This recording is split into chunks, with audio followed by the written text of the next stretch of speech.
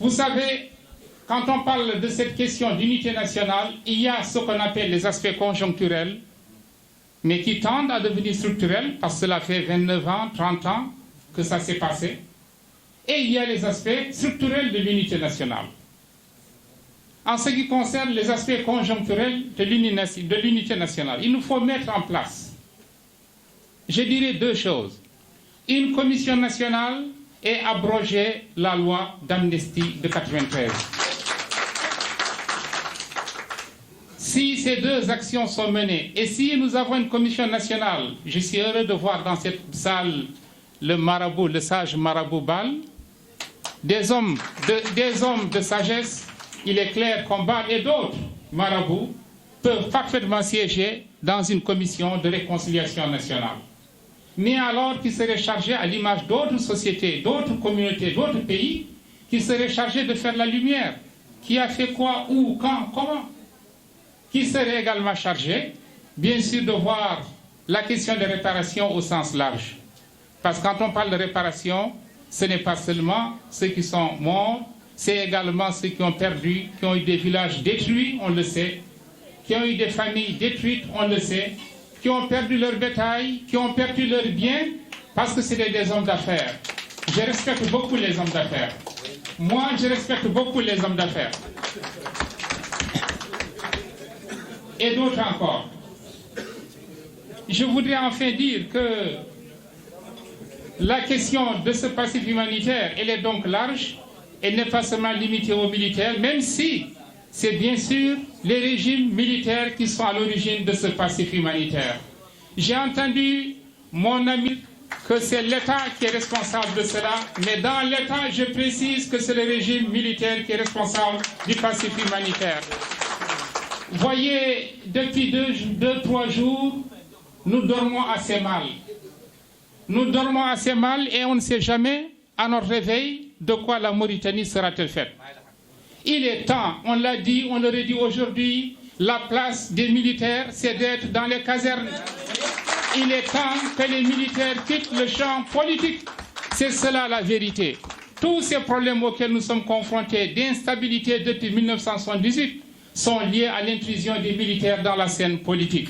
Ce débat doit être porté et en tout cas la CVE l'assume. Elle l'assumera ce débat.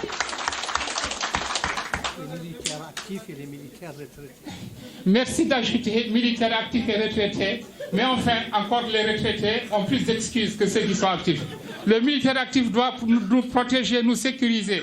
C'est cela que nous attendons du militaire actif. Encore une fois, 3 minutes.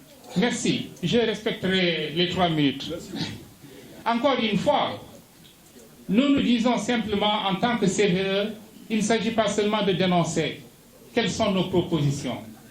Entre autres, j'ai dit commission nationale, nous avons parlé de l'abrogation de la loi d'amnistie, mais il y a d'autres mesures de rattrapage qui doivent être prises. Les morts ne reviendront pas. Nous le savons, mais que fait-on des vivants? Que fait-on des vivants?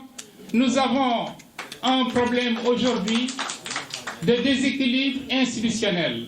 Nous disons très clairement qu'il nous faut introduire des quotas dans ce pays. Il faut revenir à une politique des quotas et il faut mettre en place un pacte national de confiance. Un pacte national qui permettra de rétablir la confiance entre les communautés et l'État.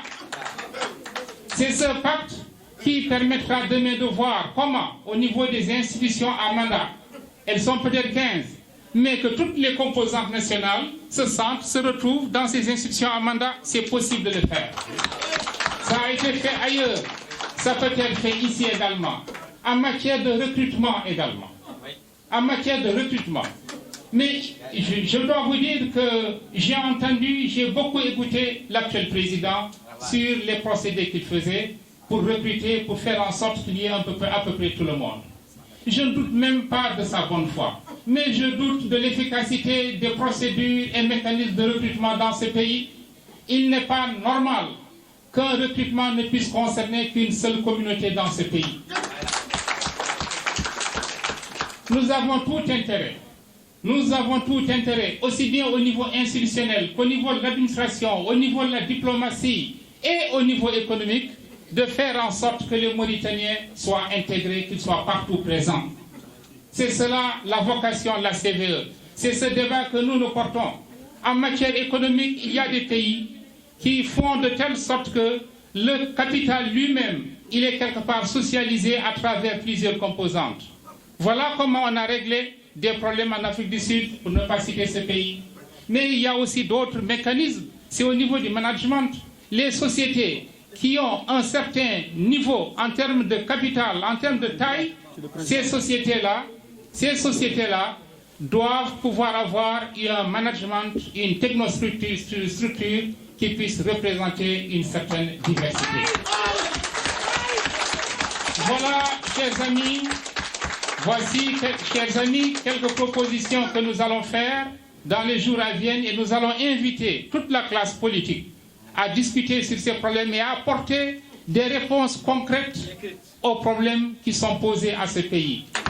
La question de l'unité nationale passe avant toute autre question aujourd'hui. Et tout le monde en convient, mais personne ne descend sur le terrain dans l'arène. La CVE est prête à descendre dans l'arène et je vous remercie.